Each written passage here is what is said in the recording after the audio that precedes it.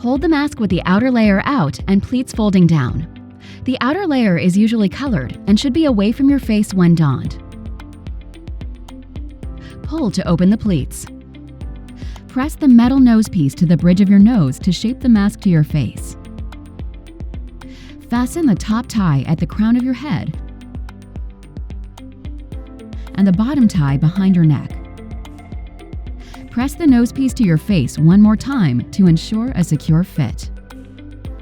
If you're using a horizontal tie mask, the top tie should sit at the back of your head.